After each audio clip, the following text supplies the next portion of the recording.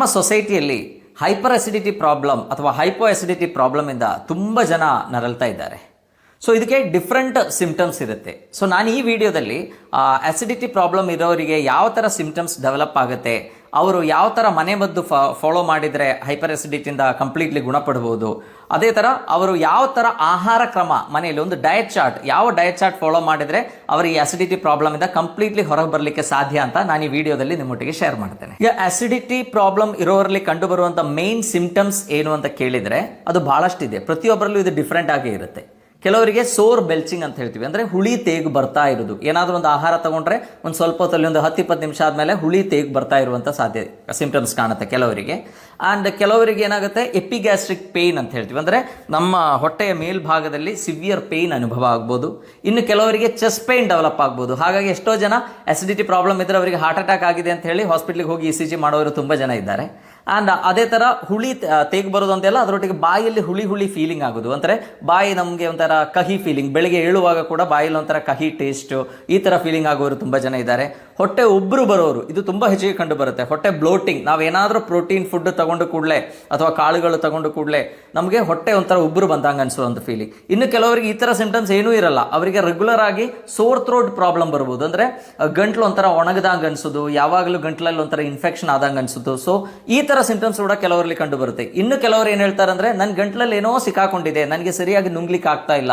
ಅವರೇನು ಅನ್ಕೊಳ್ತಾರೆ, straight away ನನಗೇನೋ ಗಂಟ್ಲಲ್ಲಿ cancer ಆಗಿದೆ ಅಂತ ಹೇಳಿ ಎಂಡೋಸ್ಕೋಪಿ ಎಲ್ಲ ಮಾಡೋದು ನೋಡಿದಾಗ ಏನೂ ತೊಂದರೆ ಇಲ್ಲ, ಅದು ಅಸಿಡಿಟಿ ಅಂತ ರೂಲ್ ಔಟ್ ಆಗುತ್ತೆ. ಸೊ ಈ ಥರ ಸಿಂಪ್ಟಮ್ಸು ಅಂದರೆ ಪ್ರತಿಯೊಬ್ಬರಲ್ಲೂ ಬೇರೆ ಬೇರೆ ಆಗಿರುತ್ತೆ. ಕೆಲವರು ಲೈಕ್ ನನಗೆ ಶೋಲ್ಡರ್ ಪೈನ್ ಅಂತ ಹೇಳಿ ಬರುವಂಥ ಎಷ್ಟೋ ಪೇಷಂಟ್ಸ್ ಅಲ್ಲಿ ಅವರಿಗೆ ಶೋಲ್ಡರ್ಗೆ ಏನೂ ಪ್ರಾಬ್ಲಮ್ ಇರಲ್ಲ, ಕುತ್ತಿಗೆಯಲ್ಲಿ ಏನೂ ಪ್ರಾಬ್ಲಮ್ ಇರಲ್ಲ, ಬಟ್ ಏನಾಗಿರುತ್ತೆ, ಅಸಿಡಿಟಿ ಪ್ರಾಬ್ಲಮ್ ಇರುತ್ತೆ. ಶಿಫ್ಟಿಂಗ್ ಟೈಪ್ ಆಫ್ ಪೇನ್, ಕೆಲವರಿಗೆ ಅಪ್ಪರ್ ಬ್ಯಾಕ್ ಅಲ್ಲಿ, ಅಂದರೆ ಮೇಲೆ ನಮ್ಮ ಸ್ಕ್ಯಾಪುಲಾ ಅಂತ ಬೋನ್ ಏನಿದೆ ಅದರ ಪಕ್ಕದಲ್ಲಿ ಸಿವಿಯರ್ ಪೇನ್ ಬರುತ್ತೆ. ಅವ್ರು ಹೇಳ್ತಾರೆ, ಸರ್ ಇವತ್ತು ಇಲ್ಲಿ ನೋವಿದ್ರೆ ನಾಳೆ ಇಲ್ಲಿ ನೋವಿರುತ್ತೆ, ನಾಳೆ ಇಲ್ಲಿ ನೋವಿದ್ರೆ ನಾಡಿದ್ದು ಇಲ್ಲಿ ನೋವು ಬರುತ್ತೆ.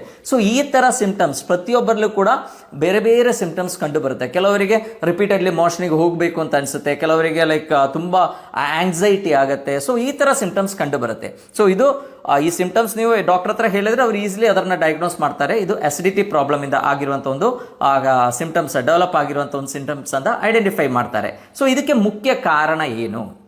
ಸೊ ನಾನು ಈಗಾಗಲೇ ಕೆಲವು ವಿಡಿಯೋಸ್ ಮಾಡಿದ್ದೇನೆ, ಅದರಲ್ಲಿ ಹೈಪೋ ಅಸಿಡಿಟಿ ಮತ್ತು ಹೈಪರ್ ಅಸಿಡಿಟಿ ಇದರದ್ದು ಡಿಫ್ರೆನ್ಸ್ ಎಲ್ಲ ನಾನು ಹೇಳಿದ್ದೇನೆ. ಸೊ ನಾವು ಮೊದಲೇ ತಿಳ್ಕೋಬೇಕಾಗಿದ್ದೇನೆಂದರೆ, ನಾವು ಆಹಾರ ತಗೊಂಡ್ರೆ ಅದು ನಮ್ಮ ಈ ಪೈಪ್, ಲೈಕ್ ನಮ್ಮ ಆಹಾರ ಹೋಗುವಂಥ ಈ ಪೈಪ್ ಏನಿದೆ ಅದಕ್ಕೆ ನಾವು ಈಸೋಫ್ಯಾಗಸ್ ಅಂತ ಹೇಳ್ತೀವಿ. ಅದರ ಕೆಳಗಡೆ ಒಂದು ಸ್ಫಿಂಕ್ಟರ್ ಇದೆ, ಅಂದರೆ ಒಂದು ಮಸಲ್ಸ್ ಒಂದು ಸ್ಫಿಂಕ್ಟರ್. ಅದೇನು ಮಾಡುತ್ತೆ ಅಂದರೆ ಆಹಾರವನ್ನು ಒಂದು ಡೈರೆಕ್ಷನ್ ಅಷ್ಟೇ ಹೋಗ್ಲಿಕ್ಕೆ ಬಿಡುತ್ತೆ, ಅಂದರೆ ವಾಪಸ್ ಬರ್ಲಿಕ್ಕೆ ಕೊಡಲ್ಲ.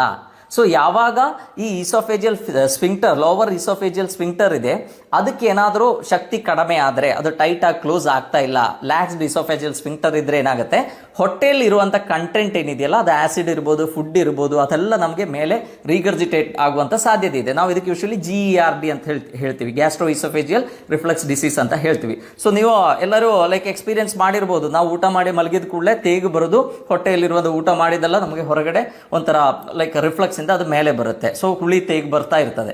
ಸೊ ಈ ಸಿಂಪ್ಟಮ್ಸ್ ಕೂಡ ಇದರಲ್ಲೇ ಕಂಡು ಬರುತ್ತೆ. ಸೊ ಮುಖ್ಯ ಕಾರಣ ಏನು, ಅಲ್ಲಿ ಇರುವಂಥ ಈಸೋಫೇಜಿಯಲ್ ಸ್ಫಿಂಕ್ಟರ್ ಅದರದ್ದು ಶಕ್ತಿ ಕಡಿಮೆ ಆಗಿ ಅದು ಲ್ಯಾಕ್ಸ್ ಆಗುವಂಥ ಪ್ರಾಬ್ಲಮ್ ಇಂದ ಈ abdominal content, I mean stomach ಅಲ್ಲಿ ಇರುವಂಥ ಕಂಟೆಂಟ್ ಏನಿದೆ ಅದು ವಾಪಸ್ ರೀಗರ್ಜಿಟೇಟ್ ಆಗುತ್ತೆ. ನಮ್ಮ ಹೊಟ್ಟೆಯಲ್ಲಿ ಹೈಡ್ರೋಕ್ಲೋರಿಕ್ ಆಸಿಡ್ ಇದೆ, ಅಂದರೆ ನಮ್ಮ ಹೊಟ್ಟೆಯಲ್ಲಿ ಇರುವಂಥ ಒಳಗಡೆ ಇರುವಂಥ ಸೆಲ್ಸ್ ಏನಿದೆ, ಪ್ಯಾರೈಟಲ್ ಸೆಲ್ಸ್ ಏನಿದೆ, ಅದು ಹೈಡ್ರೋಕ್ಲೋರಿಕ್ ಆಸಿಡ್ ಅನ್ನು ಸೆಕ್ರೀಟ್ ಮಾಡುತ್ತೆ. ಸೊ ನಮ್ಮ ಹೊಟ್ಟೆಯಲ್ಲಿ ಹೈಡ್ರೋಕ್ಲೋರಿಕ್ ಆಸಿಡ್ ಇರಬೇಕು, ಆವಾಗ ಮಾತ್ರ ನಮ್ಮ ಡೈಜೆಷನ್ ಏನಿದೆ ಅದು ಸರಿಯಾಗಿ ಆಗುತ್ತೆ. ನಮ್ಮ ಹೊಟ್ಟೆಯಲ್ಲಿ ಡೈಜೆಷನ್ ಸರಿಯಾಗಿ ಆಗಬೇಕು ಅಂದರೆ ಒಂದು ಅಸಿಡಿಕ್ pH ಇರಲೇಬೇಕು. ಅಂದರೆ ಯೂಶಲಿ ಹೊಟ್ಟೆಯಲ್ಲಿರುವಂಥ pH ಏನಿದೆ ಯೂಶಲಿ 1 to 3 ತನಕ ಇರುತ್ತೆ.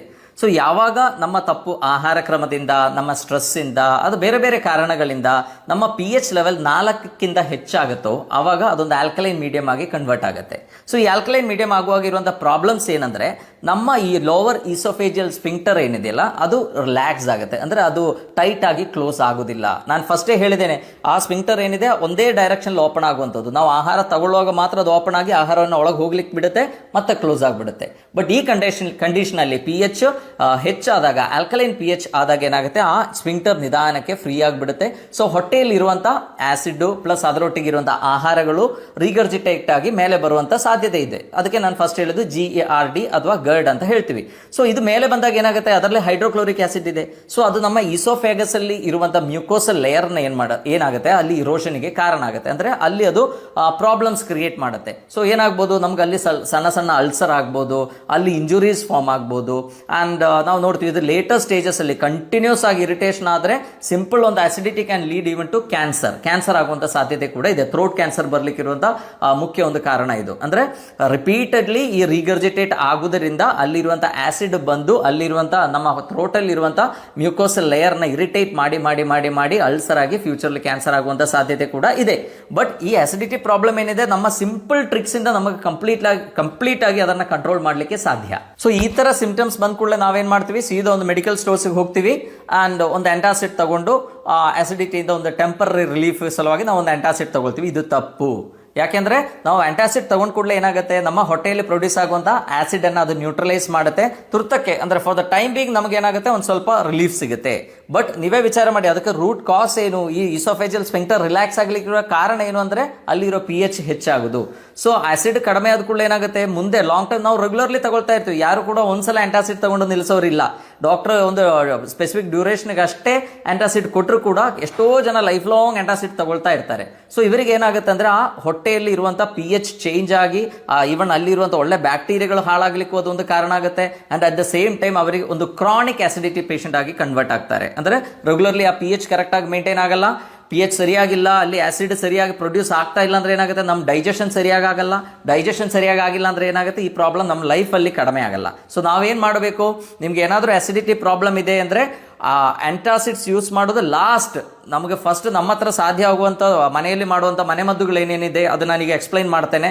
ನಾವು ಯಾವ ಥರ ಆಹಾರ ಕ್ರಮವನ್ನು ಪಾಲಿಸಬೇಕು ಅದೆಲ್ಲ ಆದಮೇಲೆ ಆಸಿಡಿಟಿ ಮತ್ತು ಸಿವಿಯರ್ ಇದ್ರೆ ಮಾತ್ರ ಆಂಟಾಸಿಡ್ಸ್ಗೆ ಹೋಗಿ. First of all acidity problem develop ಆದ ಕೂಡಲೇ ಮೆಡಿಕಲ್ ಸ್ಟೋರ್ಸ್ಗೆ ಹೋಗಿ ಆಂಟಾಸಿಡ್ ತಗೊಳ್ಳುವಂಥ ಹ್ಯಾಬಿಟ್ ಏನಿದೆ ಅದನ್ನು ಸ್ಟಾಪ್ ಮಾಡಿ. ಈಗ ಆಸಿಡಿಟಿ ಪ್ರಾಬ್ಲಮ್ ಇದ್ದವರು ಮನೆಯಲ್ಲಿ ಏನೇನು ಮನೆ ಮದ್ದುಗಳನ್ನು ಫಾಲೋ ಮಾಡಬಹುದು ಅಂತ ನೋಡೋಣ. ಇದರಲ್ಲಿ ಫಸ್ಟ್ ಜಿಂಜರ್ ಅಥವಾ ಶುಂಠಿ.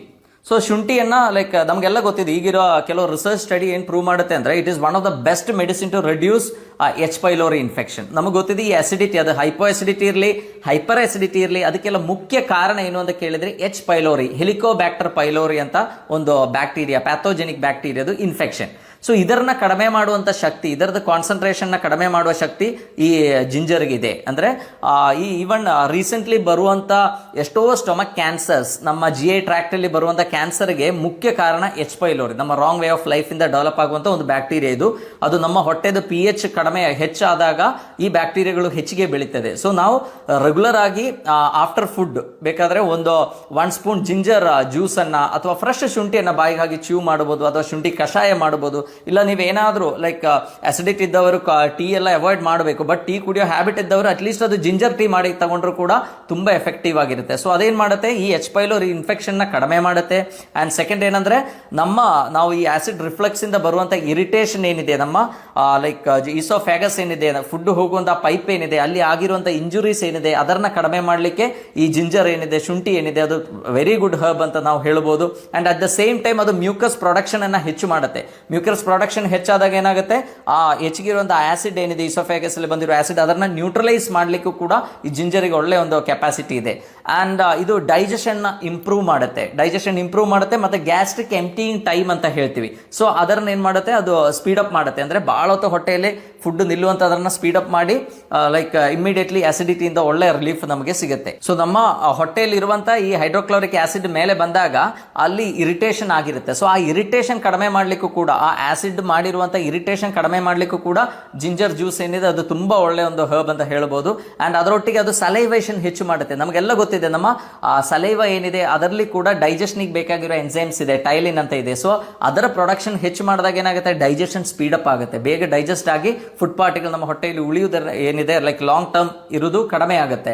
ಮತ್ತೆ ಶುಂಠಿ ಒಂದು ಒಳ್ಳೆ ಆಂಟಿ ಇನ್ಫ್ಲಮೇಟರಿ ಮತ್ತು ಆಂಟಿ ಆಕ್ಸಿಡೆಂಟ್ ಆಗಿದ್ದಕ್ಕೆ ಅಲ್ಲಿ ಆಗಿರುವಂತಹ ಇಂಜುರೀಸ್ ಅಥವಾ ಇನ್ಫ್ಲಮೇಷನ್ ನ ಕಡಿಮೆ ಮಾಡಿ ನಮ್ಮ ಮ್ಯೂಕೋಸಲ್ ಹೆಲ್ತ್ ಇಂಪ್ರೂವ್ ಮಾಡಲಿಕ್ಕೆ ಮತ್ತು ಅಲ್ಲಿರುವಂಥ ಸ್ಮೂತ್ ಮಸಿಲ್ ಸ್ಪ್ಯಾಸಮ್ ಅನ್ನು ಕೂಡ ಕಡಿಮೆ ಮಾಡಲಿಕ್ಕೆ. ಯಾಕೆಂದರೆ ನಮ್ಮ ಇದರೊಳಗೆಲ್ಲ ಒಂದು ಮಸಿಲ್ಸ್ ಇದೆ, ಅದಕ್ಕೆ ನಾವು ಸ್ಮೂತ್ ಮಸಿಲ್ ಅಂತ ಹೇಳ್ತೀವಿ. ಸೊ ಈ ಥರ ಇರಿಟೇಷನ್ ಆದಾಗ ಏನಾಗುತ್ತೆ, ಸ್ಮೂತ್ ಮಸಿಲ್ಸ್ ತುಂಬ ಸ್ಪ್ಯಾಸಮ್ ಇರುತ್ತೆ, ಅದನ್ನೇ ಕೂಡ ಕಡಿಮೆ ಮಾಡಲಿಕ್ಕೂ ಕೂಡ ಶುಂಠಿ one of the best medicine ಅಂತ ಹೇಳ್ಬೋದು. ಎರಡನೇ ಮನೆ ಮದ್ದು ಏನಂದರೆ ಲಿಕೋರೈಸ್ ಅಥವಾ ಜ್ಯೇಷ್ಠ ಮಧು ಅಥವಾ ಎಷ್ಟಿ ಮಧು. ಸೊ ನಮಗೆಲ್ಲ ಗೊತ್ತಿದೆ, ಈವನ್ ನಮ್ಮ ವಾಯ್ಸ್ ಕ್ಲಿಯರ್ ಆಗಲಿಕ್ಕೆ, ನಮ್ಮ ವೋಕಲ್ ಕಾರ್ಡ್ಗೆ ಏನಾದರೂ ಪ್ರಾಬ್ಲಮ್ ಇದ್ದರೆ, ಸೊ ಇದಕ್ಕೆಲ್ಲ ನಾವು ಎಷ್ಟು ಮದ್ದು ಉಪಯೋಗ ಮಾಡ್ತೀವಿ. ಸೊ ರೀಸೆಂಟ್ಲಿ ಇರುವಂಥ ರಿಸರ್ಚ್ ಸ್ಟಡೀಸಲ್ಲಿ ಎಷ್ಟು ಮದ್ದು ರೆಗ್ಯುಲರ್ ಆಗಿ ಯೂಸ್ ಮಾಡಿದರೆ ಅದರ ಕಷಾಯ ಮಾಡ್ಬೋದು, ಬೇಕಾದರೆ ಡೈರೆಕ್ಟ್ಲಿ ಚ್ಯೂ ಮಾಡ್ಬೋದು, ಅಥವಾ ನಾವು ಅದನ್ನು ಆ್ಯಸ್ ಲೈಕ್ 2 ಗ್ಲಾಸ್ ನೀರಿಗೆ 2 ಚಮಚ ಹಾಕಿ ಕುದಿಸಿ ಅದನ್ನು ಅರ್ಧ ಗ್ಲಾಸಿಗೆ ಬತ್ತಿ ಅದು ರೆಗ್ಯುಲರ್ಲಿ ತಗೊಳ್ಳೋದ್ರಿಂದ, ಈವನ್ ಖಾಲಿ ಹೊಟ್ಟೆಯಲ್ಲಿ ಕೂಡ ತಗೊಳ್ಳೋದ್ರಿಂದ ಈ ಎಚ್ ಪೈಲೋರಿ ಇನ್ಫೆಕ್ಷನ್ ತುಂಬ ಕಡಿಮೆ ಆಗುತ್ತೆ. ಹಾಗೂ ಆ ಮ್ಯೂಕೋಸಲ್ ಹೆಲ್ತ್ ಏನಿದೆ, ನಮ್ಮ ಈಸೋಫೇಜಿಯಲ್ ಮ್ಯೂಕೋಸಲ್ ಹೆಲ್ತ್ ಇಂಪ್ರೂವ್ ಆಗುತ್ತೆ. ಸೊ ಹಾಗಾಗಿ ಏನಾಗುತ್ತೆ, ಅಲ್ಲಿ ಆಗಿರುವಂಥ ಇಂಜುರೀಸ್, ಸಣ್ಣ ಇರೋಷನ್ಸ್ ಇರ್ಬೋದು ಅಥವಾ ಅಲ್ಸರ್ಸ್ ಇರ್ಬೋದು, ಅದು ಹೀಲ್ ಮಾಡಲಿಕ್ಕೂ ಕೂಡ ಎಷ್ಟಿ ಮದ್ದು one of the best medicine. So ಈ ಥರ ಪ್ರಾಬ್ಲಮ್ ಇರೋವರಿಗೆ, ಸೋರ್ ಬೆಲ್ಚಿಂಗ್ ಅಥವಾ ರಿಫ್ಲೆಕ್ಸ್ ಎಲ್ಲ ಇರೋರು ಏನು ಮಾಡಬೇಕು, ರೆಗ್ಯುಲರ್ಲಿ ಎಷ್ಟಿ ಮದ್ದು ಲೈಕ್ ಕಷಾಯ ಮಾಡಿ ಅದನ್ನು ತಗೋಬಹುದು. ಆ್ಯಂಡ್ ಅಥವಾ ಈವನ್ ಡೈರೆಕ್ಟ್ಲಿ ಅದು ರೆಗ್ಯುಲರ್ ತಗೊಳ್ಳೋದ್ರಿಂದ ಕೂಡ ತುಂಬ ಹೆಲ್ಪ್ ಆಗುತ್ತೆ. ಆ್ಯಂಡ್ ಈವನ್ ಅದರದ್ದು ಕ್ಯಾಪ್ಸೂಲ್ಸ್ ಅಥವಾ ಟ್ಯಾಬ್ಲೆಟ್ಸ್ ಕೂಡ ಸಿಗುತ್ತೆ. ಸೊ ಇದು ತಗೊಳ್ಳೋದ್ರಿಂದ ಕೂಡ ಏನಾಗುತ್ತೆ, ನಮ್ಮ ಹೊಟ್ಟೆಯಲ್ಲಿರುವಂಥ ಎಚ್ ಪೈಲೋರಿ ಕಾನ್ಸಂಟ್ರೇಷನ್ ಕಡಿಮೆ ಆಗಿ ಫ್ಯೂಚರ್ಲಿ ಬರ್ಲಿಕ್ಕಿರುವಂಥ ಬಹಳಷ್ಟು ಕಾಂಪ್ಲಿಕೇಶನ್ಸ್ನ ತಡೆಗಟ್ಟಲಿಕ್ಕೆ ಸಾಧ್ಯ. ಮೂರನೇ ಮತ್ತು ವೆರಿ ಇಂಪಾರ್ಟೆಂಟ್ ಆಗಿರುವಂಥ ಒಂದು ಮೆಡಿಸಿನ್ ಯಾವುದು ಅಂತ ಕೇಳಿದರೆ ಆ್ಯಪಲ್ ಸಿಡರ್ ವಿನೆಗರ್. ಈಗಾಗಲೇ ನಾನು ಲಾಸ್ಟ್ ಟೈಮ್ ಅಸಿಡಿಟಿ ಬಗ್ಗೆ ಮಾಡಿರುವ ವಿಡಿಯೋದಲ್ಲಿ ಅದರ ಬಗ್ಗೆ ನಿಮಗೆ ಕ್ಲಿಯರ್ ಆಗಿ ಹೇಳಿದ್ದೇನೆ. ತುಂಬ ಜನರಿಗೆ ಈ ಥರ ಸಮಸ್ಯೆಗಳೆಲ್ಲ ಬರಲಿಕ್ಕಿರುವ ಮುಖ್ಯ ಕಾರಣ hypo acidity. So hypo acidity ಇದ್ದಾಗ ನಾನು ಹೇಳಿದ್ದೇನೆ ಈಗ, ಲೈಕ್ pH ಹೆಚ್ಚಾದಾಗ ಏನಾಗುತ್ತೆ, ಆಲ್ಕಲೈನ್ ಮೀಡಿಯಮ್ ಆಗುತ್ತೆ. ಸೊ ನಮ್ಮ ಫುಡ್ ಸರಿಯಾಗಿ ಡೈಜೆಸ್ಟ್ ಆಗಲ್ಲ, ನಮ್ಮ ಈಸೋಫಿಜಿಯಲ್ ಸ್ಫಿಂಕ್ಟರ್ ಎಷ್ಟು ಸ್ಟ್ರಾಂಗ್ ಆಗಿ ಕ್ಲೋಸ್ ಆಗಬೇಕು ಅಷ್ಟು ಸ್ಟ್ರಾಂಗ್ ಆಗಿ ಕ್ಲೋಸ್ ಆಗಲ್ಲ. ಸೊ ಅದರಿಂದ ಈ ಪ್ರಾಬ್ಲಮ್ಸ್ ಎಲ್ಲ ಡೆವಲಪ್ ಆಗುತ್ತೆ. ಸೊ ಎಷ್ಟೋ ಜನ ಹೇಳುವಂಥ ಕಂಪ್ಲೇಂಟ್ ಏನು, ನಾವೇನಾದರೂ ಆಹಾರ ತಗೊಂಡ್ರೆ ನಮಗೆ ತುಂಬ ಉಬ್ಬರು ಬರುತ್ತೆ, ಹೊಟ್ಟೆ ಉಬ್ಬದಂಗೆ ಅನಿಸುತ್ತೆ, ನಮಗೆ ಪದೇ ಪದೇ ತೇಗು ಬರುತ್ತೆ ಅಂತ ಹೇಳ್ತಾರೆ. ಸೊ ಅಂಥವರು ಈ ಆಪಲ್ ಸಿಡರ್ ವಿನೆಗರ್ನ ಯೂಸ್ ಮಾಡಬಹುದು. 1 ಚಮಚ ಆಪಲ್ ಸಿಡರ್ ವಿನೆಗರ್ನ ನೀರಿಗೆ ಮಿಕ್ಸ್ ಮಾಡಿ ಆಹಾರ ತಗೊಳ್ಳೋ ಪೂರ್ವದಲ್ಲಿ 5 ಮಿನಿಟ್ಸ್ ಬಿಫೋರ್ ತಗೊಂಡು ನೀವು ಯಾವುದೇ ಪ್ರೋಟೀನೇಷಿಯಸ್ ಫುಡ್ ತಗೊಳ್ಳಿ. ಯಾಕಂದ್ರೆ ಪ್ರೋಟೀನ್ ಇರುವಂಥ ಫುಡ್ ಅಂದರೆ ಅದು ಮೀಟ್ ಇರ್ಬೋದು ಅಥವಾ ಲೈಕ್ ಕಾಳುಗಳಿರ್ಬೋದು, ಅದೆಲ್ಲ ತಗೊಂಡ್ರೆ ಮಾತ್ರ ನಮಗೆ ಬಾಡಿಗೆ ಬೇಕಾಗಿರುವಂಥ ನ್ಯೂಟ್ರಿಯನ್ಸ್ ಸಿಗುತ್ತೆ. ಸೊ ಹಾಗಾಗಿ ಇದೆಲ್ಲ ನಾವು ಕಂಪ್ಲೀಟ್ಲಿ ಅವಾಯ್ಡ್ ಮಾಡಿದ್ರೆ ಓಕೆ. ನಮಗೆ ತುಂಬ ಅಸಿಡಿಟಿಯ ಸಿಂಪ್ಟಮ್ಸ್ ಇದ್ದಾಗ ಇದರಲ್ಲಿ ಕೆಲವು ಐಟಮ್ಸ್ ಅನ್ನ ನಾವು ಅವಾಯ್ಡ್ ಮಾಡಬೇಕಾಗುತ್ತೆ. ಬಟ್ ಲೈಫ್ ಲಾಂಗ್ ಅದನ್ನ ಅವಾಯ್ಡ್ ಮಾಡಿದ್ರೆ ಏನಾಗುತ್ತೆ, ನಮಗೆ ಡೆಫಿಷಿಯನ್ಸೀಸ್ ಡೆವಲಪ್ ಆಗುತ್ತೆ. ಸೊ ನಾವು ಆಪಲ್ ಸಿಡರ್ ವಿನೆಗರ್ನ 1 ಚಮಚ ನೀರಿಗೆ ಹಾಕಿ ತಗೊಳ್ಳೋದ್ರಿಂದ ಏನಾಗುತ್ತೆ, ನಮ್ಮ ಆಸಿಡಿಟಿ ಲೆವೆಲ್ ಏನಿದೆ, ನಮ್ಮ pH ಲೆವೆಲ್ ಅನ್ನ ಅದು ಮೇಂಟೈನ್ ಮಾಡುತ್ತೆ. ಸೊ ಹಾಗಾಗಿ ನಾವು ತಗೊಳ್ಳಿರುವಂಥ ಆಹಾರ, ಪ್ರೋಟೀನ್ ಇರುವಂಥ ಆಹಾರ ಸರಿಯಾಗಿ ಡೈಜೆಸ್ಟ್ ಆಗುತ್ತೆ, ನಿಮಗೆ ಯಾವುದೇ ಥರದ್ದು ಡಿಸ್ಟರ್ಬೆನ್ಸಸ್ ಇರಲ್ಲ. ಬಟ್ ನೀವು ನೋಡಬೇಕಾಗಿರುವಂಥ ಒಂದು ವಿಷಯ ಏನಂದರೆ, ಯಾರಿಗೆ ತುಂಬ ಈ ಹೈಪರ್ ಆಸಿಡ್, ತುಂಬ ಆಸಿಡ್ ಪ್ರೊಡಕ್ಷನ್ ಹೆಚ್ಚಿಗೆ ಇದೆಯೋ ಅವರು ಇದನ್ನ ತಗೋಬಾರ್ದು. ಅದು ಇನಿಷಿಯಲಿ ಗೊತ್ತಾಗುತ್ತೆ.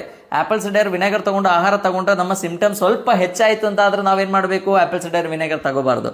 ಇಲ್ಲ, ನಿಮ್ಮ ಆಪಲ್ ಸಿಡರ್ ವಿನೆಗರ್ ತಗೊಂಡು ಆದಮೇಲೆ ನಿಮ್ಮ ಸಿಂಪ್ಟಮ್ಸ್ ಸಬ್ಸೈಡ್ ಆಯಿತು ಅಂದರೆ it is one of the best medicine. So even ಅದು ನಾನು ಹೇಳ್ದಂಗೆ ಲೈಕ್ ಅದು ತಗೊಂಡಾಗ ಕೆಲವು ಸಲ ಏನಾಗುತ್ತೆ, ನಮ್ಮ ಹಲ್ಲಿನ ಕಲರ್ ಎಲ್ಲ ಚೇಂಜ್ ಆಗುವ ಸಾಧ್ಯತೆ ಅಥವಾ ಗಮ್ಸ್ಗೆ ಸ್ವಲ್ಪ ಪ್ರಾಬ್ಲಮ್ ಆಗುವಂಥ ಸಾಧ್ಯತೆ ಇದೆ. ಸೊ ಹಾಗಾಗಿ ಇವನ್ ಅದರದ್ದು ಕ್ಯಾಪ್ಸೂಲ್ಸ್ ಕೂಡ ಅವೈಲೇಬಲ್ ಇದೆ. ಸೊ ಇದರಲ್ಲಿ ಇರೋದಂದ್ರೆ ಅಸಿಟಿಕ್ ಆಸಿಡ್. ಸೊ ಅದು ಇರೋದ್ರಿಂದ ಏನಾಗುತ್ತೆ, ನಮ್ಮ ಹೊಟ್ಟೆಯಲ್ಲಿ ಇರುವಂಥ pH ಮೇಂಟೈನ್ ಆಗುತ್ತೆ. ಅಲ್ಲಿ ಇರುವಂಥ ಅನ್ವಾಂಟೆಡ್ ಗ್ರೋತ್ ಆಫ್ ಈ ಪ್ಯಾಥೋಜೆನಿಕ್ ಬ್ಯಾಕ್ಟೀರಿಯಾ ಅಂದರೆ ತುಂಬ ಈ ಹೆಲಿಕೋಬ್ಯಾಕ್ಟರ್ ಪೈಲೋರಿ ಹೆಚ್ಚಾಗೋದನ್ನ ಅದು ತಡೆಗಟ್ಟುತ್ತೆ. ಸೊ ಈ ಬೆನಿಫಿಟ್ಸ್ ಇರೋದ್ರಿಂದ ನಿಮ್ಮ ಅಸಿಡಿಟಿ ಪ್ರಾಬ್ಲಮ್ ಇರೋರು ಏನು ಮಾಡಬೇಕು, ಸೋರ್ ಬೆಲ್ಚಿಂಗ್ ಇರೋರು ಅಥವಾ ಹೊಟ್ಟೆ ಉಬ್ಬರು ಬರೋರು ಏನು ಮಾಡಬೇಕು, ಈ ಒಂದು ಮನೆ ಮದ್ದನ್ನು ಟ್ರೈ ಮಾಡಬಹುದು.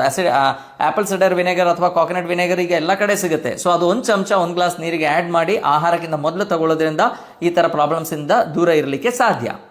ಇನ್ನು next is very important, probiotics ಅಂತ ಹೇಳ್ತೀವಿ. ನಮಗೆಲ್ಲ ಗೊತ್ತಿದೆ ಈಗ ಪ್ರೋಬಯೋಟಿಕ್ಸ್ ತುಂಬ ಬ್ಲೂಮ್ ಆಗ್ತಾ ಇದೆ. ಸೊ ಅದಕ್ಕೆ ಮುಖ್ಯ ಕಾರಣ ಅಂದರೆ ನಮಗೆ ಗೊತ್ತಾಗಿದೆ ಬಹಳಷ್ಟು ಕಾಯಿಲೆಗಳು ನಮಗೆ ಬರ್ತಾ ಇರುವಂಥ ಈ ರೀಸೆಂಟ್ ಡೇಸಲ್ಲಿ ಬರುವಂಥ, ಇನ್ಕ್ಲೂಡಿಂಗ್ ಕ್ಯಾನ್ಸರ್ ಇರ್ಬೋದು, IBS ಇರ್ಬೋದು, ಸ್ಕಿನ್ ಡಿಸೀಸಸ್ ಇರ್ಬೋದು, ಈವನ್ ಮೆಂಟಲ್ ಸೈಕಲಾಜಿಕಲ್ ಪ್ರಾಬ್ಲಮ್ಸ್ ಇರ್ಬೋದು, ಬಹಳಷ್ಟು ಕಾಯಿಲೆಗಳಿಗೆ ಮುಖ್ಯ ಕಾರಣ ಅಂದರೆ ನಮ್ಮ ಹೊಟ್ಟೆಯಲ್ಲಿರುವಂಥ ಪ್ಯಾಥೋಜೆನಿಕ್ ಬ್ಯಾಕ್ಟೀರಿಯಾಗಳು. ಅಂದರೆ ನಮ್ಮ ಹೊಟ್ಟೆಯಲ್ಲಿ ಬಹಳಷ್ಟು ಬ್ಯಾಕ್ಟೀರಿಯಾಗಳಿದೆ, ತುಂಬ ಬ್ಯಾಕ್ಟೀರಿಯಾಗಳು ತುಂಬಿಕೊಂಡಿದೆ, more than trillions of bacteria ತುಂಬಿಕೊಂಡಿದೆ. ಸೊ ಅದು ನಮ್ಮ ಜೀವಕೋಶಕ್ಕಿಂತಲೂ ಹೆಚ್ಚಿಗೆ ಬ್ಯಾಕ್ಟೀರಿಯಾಗಳು ನಮ್ಮ ಹೊಟ್ಟೆಯಲ್ಲಿದೆ.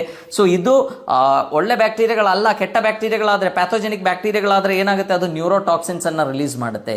ಸೊ ಈ ನ್ಯೂರೋಟಾಕ್ಸಿನ್ ಬಹಳಷ್ಟು ಕಾಯಿಲೆಗಳಿಗೆ, ಬಹಳಷ್ಟು ಪ್ರಾಬ್ಲಮ್ಸ್ಗೆ ನಮಗೆ ಕಾರಣ ಆಗುತ್ತೆ. ನಮ್ಮ ಹೊಟ್ಟೆಯಲ್ಲಿರುವಂಥ ಹೊಟ್ಟೆಗೆ ನಾವೇನು ಹೇಳ್ತೀವಿ, ಸೆಕೆಂಡ್ ಬ್ರೈನ್ ಅಂತಾನೆ ಹೇಳ್ತೀವಿ. ಸೊ ಅಲ್ಲಿ ಗಟ್ ಬ್ರೈನ್ ಆಕ್ಸಿಸ್ ಅಂತ ಇದೆ. ನಮ್ಮ ಹೊಟ್ಟೆಯಲ್ಲಿ ಪ್ರೊಡ್ಯೂಸ್ ಆಗುವಂಥ ಬಹಳಷ್ಟು ನ್ಯೂರೋ ಕೆಮಿಕಲ್ಸ್ ಏನಿದೆ, ಅಸೆಟೈಲ್ ಕೋಲಿನ್, ಈ ಥರ ಕೆಮಿಕಲ್ಸ್ ನಮ್ಮ ಬ್ರೈನ್ ಫಂಕ್ಷನ್ಸ್ಗೆ ಕೂಡ ತುಂಬ ಬೇಕಾಗಿರುವಂಥ ಆಗಿರುವಂಥದ್ದು. ಈವನ್ ನಮ್ಮ ಹೊಟ್ಟೆಯಲ್ಲಿ ಪ್ರೊಡ್ಯೂಸ್ ಆಗುವಂಥ ಈ ಕೆಮಿಕಲ್ಸ್ ಇಂದಾನೆ ಈಸೋಫೇಜಿಯಲ್ ಸ್ಫಿಂಕ್ಟರ್ದು ಸ್ಟ್ರೆಂತ್ ಕೂಡ ಕಂಟ್ರೋಲ್ ಆಗೋದು. ಅಂದ್ರೆ ಅಲ್ಲ, ನಮ್ಮ ಬಾಡಿಲೆಲ್ಲ ಆಕ್ಟಿವಿಟೀಸ್ ಕಂಟ್ರೋಲ್ ಮಾಡೋದು ಯಾರು? ನರಗಳು, ನಮ್ಮ ದೇಹದಲ್ಲಿರುವಂಥ ನರಗಳು. ಸೊ ಅದಕ್ಕೆ ಬೇಕಾಗಿರುವಂಥ ಲೈಕ್ ಸಬ್ಸ್ಟೆನ್ಸಸ್, ಅದಕ್ಕೆ ಬೇಕಾಗಿರುವಂಥ ಕೆಮಿಕಲ್ ಸರಿಯಾಗಿ ಪ್ರೊಡ್ಯೂಸ್ ಆಗಿಲ್ಲ ಅಂದ್ರೆ ಏನಾಗುತ್ತೆ? ಅದಕ್ಕೆ ಸಮಸ್ಯೆಗಳು ಬರುತ್ತೆ. ಸೊ ನಮ್ಮ ಹೊಟ್ಟೆಯಲ್ಲಿ ಒಳ್ಳೆ ಬ್ಯಾಕ್ಟೀರಿಯಾಗಳು ಇಲ್ಲ, ಪ್ರೊಬಯೋಟಿಕ್ಸ್ ತಗೊಂಡ್ರೆ ಮಾತ್ರ ಒಳ್ಳೆ ಬ್ಯಾಕ್ಟೀರಿಯಾಗಳು ಡೆವಲಪ್ ಆಗುತ್ತೆ. ನಮ್ಮ ಹೊಟ್ಟೆಯಲ್ಲಿರುವಂಥ ಒಳ್ಳೆ ಬ್ಯಾಕ್ಟೀರಿಯಾಗಳೆಲ್ಲ ಸತ್ತು ಹೋದ್ರೆ ಏನಾಗುತ್ತೆ? ಈ ಇಸೋಫೇಜಿಯಲ್ ಸ್ಫಿಂಕ್ಟರ್ಗೂ ಕೂಡ ಪ್ರಾಬ್ಲಮ್ ಬರುತ್ತೆ. ಅಸೆಟೈಲ್ ಕೋಲಿನ್ ಈ ತರ ಒಳ್ಳೆ ನ್ಯೂರೋ ಟ್ರಾನ್ಸ್ಮಿಟರ್ಸ್ ಸರಿಯಾಗಿ ಪ್ರೊಡ್ಯೂಸ್ ಆಗಲ್ಲ. ಸೊ ಈ ತರ ನಮ್ಮ ಹೊಟ್ಟೆಯಲ್ಲಿರುವಂಥ ಒಳ್ಳೆ ಬ್ಯಾಕ್ಟೀರಿಯಾಗಳು ಸಾಯ್ಲಿಕ್ಕೆ ಕಾರಣ ಏನು ಅಂತ ಕೇಳಿದ್ರೆ ಅನ್ವಾಂಟೆಡ್ ಯೂಸ್ ಆಫ್ ಆಂಟಿಬಯೋಟಿಕ್ಸ್. ನಾವೇನ್ ಮಾಡ್ತೀವಿ? ಆಂಟಿಬಯೋಟಿಕ್ಸ್ ಅನ್ನ ರೆಗ್ಯುಲರ್ ಆಗಿ ಯೂಸ್ ಮಾಡ್ತೀವಿ. ಒಂದು ನೆಗಡಿ ಕೆಮ್ಮು ಬಂದ್ರೆ ಇಮಿಡಿಯೇಟ್ಲಿ ಆಂಟಿಬಯೋಟಿಕ್, ಒಂದು ಫೀವರ್ ಬಂದ್ರೆ ಏನ್ ಮಾಡ್ತೀವಿ? ನಾವು ವೇಟ್ ಮಾಡಲ್ಲ, ಇಮಿಡಿಯೇಟ್ಲಿ ನೆಕ್ಸ್ಟ್ ಡೇನೆ ನಾವು ಯಾವ್ದಾದ್ರು ಒಂದು ಆಂಟಿಬಯೋಟಿಕ್ ಸ್ಟಾರ್ಟ್ ಮಾಡಿಬಿಡ್ತೀವಿ. ಯಾಕಂದ್ರೆ ನಮಗೆಲ್ಲ ಗೊತ್ತಿದೆ, ಲೈಕ್ ಫೀವರ್ ಏನಿದೆ, ಜ್ವರ ಏನಿದೆ, ಅದು ನಮ್ಮ ದೇಹದಲ್ಲಿ ಎಂಟರ್ ಆಗಿರುವಂತ ಯಾವುದೋ ಒಂದು ವೈರಸ್ ಅನ್ನ, ಯಾವುದೋ ಒಂದು ಬ್ಯಾಕ್ಟೀರಿಯನ್ನ ಹೊರಗೆ ಹಾಕ್ಲಿಕ್ಕೆ body will increase the temperature, ಅದಕ್ಕೆ ನಾವು ಜ್ವರ ಅಂತ ಹೇಳ್ತೀವಿ. ಸೊ ನಾವೇನ್ ಮಾಡಬೇಕು? ಬಾಡಿಗೆ ಒಂದು ಅವಕಾಶ ಕೊಡಬೇಕು. ಆ ಜ್ವರ ಲೈಕ್ ಜ್ವರ ಬಂದಾಗ ಏನಾಗುತ್ತೆ? ಅಲ್ಲಿರುವಂಥ ವೈರಲ್ ಅಟ್ಯಾಕ್ ಕಡಿಮೆ ಆಗುತ್ತೆ ಅಂಡ್ ನಿಧಾನಕ್ಕೆ ನಾವು ಹೊರಗೆ ಬರ್ತೀವಿ. ಬಟ್ ಯಾರಿಗೂ ಕೂಡ ಅಷ್ಟೊಂದು ಪೇಷನ್ಸ್ ಇಲ್ಲ.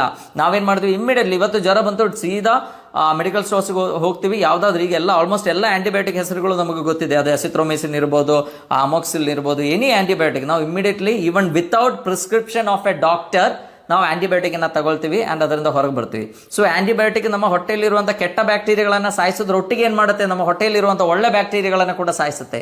ಸೊ ಅದು ಲೇಟೆಸ್ಟ್ ಸ್ಟೇಜಸ್ ಅಲ್ಲಿ ನಮಗೆ ಏನಾಗುತ್ತೆ? ಈ ತರ ಪ್ರಾಬ್ಲಮ್ಸ್ ಡೆವಲಪ್ ಆಗಲಿಕ್ಕೆ ತುಂಬಾ ಕಾರಣ ಆಗುತ್ತೆ. ಸೊ ಒಳ್ಳೆ ಪ್ರೋಬಯೋಟಿಕ್ ಫುಡ್ ಅನ್ನ ನಾವು ತಗೋಬೇಕಾಗುತ್ತೆ. ಸೊ ಪ್ರೋಬಯೋಟಿಕ್ ಅಲ್ಲಿ ಬಹಳಷ್ಟು ಟೈಪ್ಸ್ ಇದೆ. ಅದು ನಿಮಗೆ ತುಂಬಾ probiotic caps like food supplements ಅಲ್ಲೇ ಸಿಗುತ್ತೆ ಪ್ರೋಬಯೋಟಿಕ್ದು. ಅಂಡ್ ಅದರ್ವೈಸ್ ನ್ಯಾಚುರಲಿ ನಮಗೆ ತಂಗಳನ್ನಲ್ಲೇ ಸಿಗುತ್ತೆ. ಒಳ್ಳೆ ಫ್ರೆಶ್ ಆಗಿರುವ ಕರ್ಡ್ ಅಥವಾ ಮೊಸರಲ್ಲಿ ನಮಗೆ ಒಳ್ಳೆ ಪ್ರೋಬಯೋಟಿಕ್ ಸಿಗುತ್ತೆ. ಸೊ ಇದರ ಬಗ್ಗೆ ನಾನು ಹೇಳ್ತೇನೆ, ನಾನು ಡಯಟ್ ಚಾರ್ಟ್ ಹೇಳುವಾಗ ಯಾವ್ದಾವ್ದು ತಗೋಬೇಕು ಅಂತ ನಿಮಗೆ ಕ್ಲಿಯರ್ಲಿ ಹೇಳ್ತೇನೆ. So regular use of probiotic and ಅದರೊಟ್ಟಿಗೆ ಪ್ರೀಬಯೋಟಿಕ್ ಅಂದ್ರೆ ಒಳ್ಳೆ ನಾರಿನಂಶ ಇರುವಂತಹ ಆಹಾರಗಳು ಕೂಡ ನಾವು ಚೆನ್ನಾಗಿ ಯೂಸ್ ಮಾಡಿದ್ರೆ ಈ ಪ್ರಾಬ್ಲಮ್ಸ್, ಇದೆಲ್ಲ ಮನೆಮದ್ದುಗಳು, ಈ ಪ್ರಾಬ್ಲಮ್ಸ್ ಇಂದ ನಮಗೆ ದೂರ ಇರಲಿಕ್ಕೆ ಸಾಧ್ಯ. ಸೊ ಇದನ್ನ ನಾವು regularly as A first step ನಾವೇನ್ ಮಾಡಬೇಕು? ಇದನ್ನ ಯೂಸ್ ಮಾಡಬೇಕು. ಒಂದು ಅಸಿಡಿಟಿ ಬಂದ ಕೂಡಲೇ ನಾವು ಅಂಗಡಿಗೆ ಹೋಗಿ ರ್ಯಾಂಟ್ಯಾಕ್ ಅಥವಾ ರಾಬಿಪ್ರೋಸೋಲ್ ಅಥವಾ ಹೋಮೋಪ್ರೋಸೋಲ್ ಅಥವಾ ಪ್ಯಾಂಟಪ್ರೋಸೋಲ್ ತಗೊಳ್ಳೋದಲ್ಲ. ಸೊ ಈ ತರ ಮನೆ ಮದ್ದುಗಳನ್ನ ನೀವು ಫಾಲೋ ಮಾಡಿ ಕಡಿಮೆ ಆಗ್ತಾ ಇಲ್ಲ ಅಂದ್ರೆ ಮಾತ್ರ we can think of the next step. ಇದರೊಟ್ಟಿಗೆ ನಾವು ಕಪ್ಪು ಜೀರಿಗೆ ಯೂಸ್ ಮಾಡ್ಬೋದು, ಅದರ ಕಷಾಯ ಮಾಡ್ಬೋದು. ನಮಗೆಲ್ಲ ಗೊತ್ತಿದೆ, ನಾವು ಆಹಾರದ ನಂತರ ಜೀರಿಗೆ ಕಷಾಯ ಮಾಡಿ ತಗೊಂಡ್ರೆ ಏನಾಗುತ್ತೆ? ನಮಗೆ ಹೊಟ್ಟೆ ಉಬ್ರು ಬರೋದೆಲ್ಲ ತುಂಬಾ ಕಂಟ್ರೋಲ್ ಮಾಡ್ಲಿಕ್ಕೆ ಸಾಧ್ಯ. ಅದೇ ತರ ಜಿಂಕ್ ರಿಚ್ ಫುಡ್ ತಗೊಳ್ಳೋದು ನಮ್ಮ ಮ್ಯೂಕೋಸಲ್ ಹೆಲ್ತ್ ಇಂಪ್ರೂವ್ ಮಾಡ್ಲಿಕ್ಕೆ ತುಂಬಾ ಸಾಧ್ಯ. ಯಾಕಂದ್ರೆ ನಮ್ಮ ಹೊಟ್ಟೆಯಲ್ಲಿರುವಂತಹ ಪ್ಯಾರೈಟಲ್ ಸೆಲ್ಸ್ ಸರಿಯಾಗಿ ಆಸಿಡ್ ಪ್ರೊಡ್ಯೂಸ್ ಮಾಡಬೇಕು, ಅವಾಗ ಮಾತ್ರ ನಮ್ಮ ಡೈಜೆಷನ್ ಎಲ್ಲ ಸರಿಯಾಗುತ್ತೆ. ಸೊ ಬಹಳಷ್ಟು ಈ ತರ ನ್ಯೂಟ್ರಿಯೆಂಟ್ಸ್ ನಾವು ರೆಗ್ಯುಲರ್ ಫುಡ್ ಅಲ್ಲಿ ಇನ್ಕ್ಲೂಡ್ ಮಾಡಿದ್ರೆ ನಮ್ಮ ಈ ಅಸಿಡಿಟಿ ಪ್ರಾಬ್ಲಮ್ ಇಂದ ನಮಗೆ ಕಂಪ್ಲೀಟ್ಲಿ ಹೊರಗೆ ಬರ್ಲಿಕ್ಕೆ ಸಾಧ್ಯ. ಸೊ ಈಗ ಅಸಿಡಿಟಿ ಪ್ರಾಬ್ಲಮ್ ಇದ್ರೆ ಯಾವ ತರ ಸಿಂಪ್ಟಮ್ಸ್ ಡೆವಲಪ್ ಆಗುತ್ತೆ? ಅದು ಹೈಪೋ ಅಸಿಡಿಟಿನ, ಹೈಪರ್ ಅಸಿಡಿಟಿನ, ಅಥವಾ ಈ ತರ ಸಿಂಪ್ಟಮ್ಸ್ ಬಂದ್ರೆ ನಾವು ಯಾವ ಮನೆ ಮದ್ದುಗಳನ್ನ ಯೂಸ್ ಮಾಡಿ ಅದನ್ನ ಕಂಪ್ಲೀಟ್ಲಿ ಗುಣಪಡಿಸಬಹುದು ಅಂತ ನಾನೀಗ ನಿಮ್ಮೊಟ್ಟಿಗೆ ಶೇರ್ ಮಾಡಿದ್ದೇನೆ. ಅಂಡ್ ಈಗ ಅಸಿಡಿಟಿ ಇದ್ದವರು ಯಾವ ತರ ಡಯಟ್ ಚಾರ್ಟ್ ಅನ್ನ ಫಾಲೋ ಮಾಡಬೇಕು? ಯಾಕಂದ್ರೆ ನಮಗೆ ಅದರ ನ್ಯೂಟ್ರಿಯೆಂಟ್ಸ್ ಎಲ್ಲ ನಾನು ನಿಮ್ಮೊಟ್ಟಿಗೆ ಶೇರ್ ಮಾಡಿದ್ದೇನೆ, ಬಟ್ ಒಂದು ಕ್ಲಿಯರ್ ಡಯಟ್ ಚಾರ್ಟ್ ಕೊಟ್ರೆ ನಿಮ್ಗೆ ಇನ್ನೂ ಅನುಕೂಲ ಆಗ್ಬೋದು ಅಂತ ನನಗೆ ಗೊತ್ತು. ಸೊ ಹಾಗಾಗಿ ನಾನು ನೆಕ್ಸ್ಟ್ ವಿಡಿಯೋದಲ್ಲಿ ಒಂದು ಕಂಪ್ಲೀಟ್ ಅಸಿಡಿಟಿ ಡಯಟ್ ಚಾರ್ಟ್ ಅನ್ನ ನಿಮ್ಮೊಟ್ಟಿಗೆ ಶೇರ್ ಮಾಡ್ತೇನೆ ಅಂತ ಹೇಳ್ತಾ ಧನ್ಯವಾದ.